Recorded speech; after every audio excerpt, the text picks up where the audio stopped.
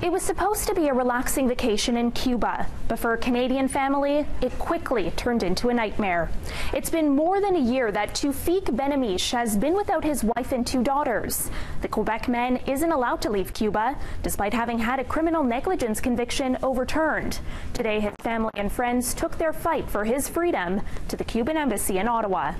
The charges relate to a fatal boating accident that occurred while Benamish was on a tourist excursion with his family last summer. Benamish had just taken control of the boat when it raced out of control and killed a fellow Canadian tourist. He was found guilty of criminal negligence causing death and sentenced to 4 years in prison.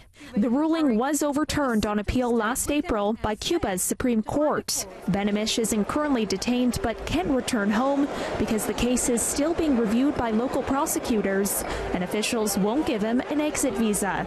And the Canadian press reports he's facing the prospect of a second trial.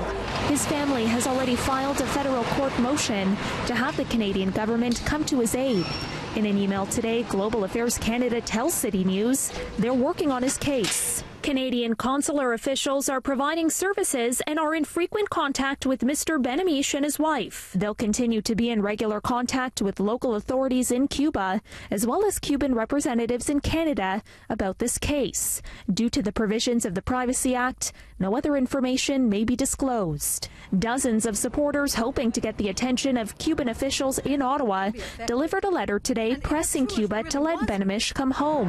The Benamish family has also filed a lawsuit against Sunwing Vacations, the tour operator they'd booked the vacation package with. Benamish has argued he received little instruction on how to operate the craft before being allowed to leave the dock. No charges have ever been laid against Cuban employees working for the local boat excursion company.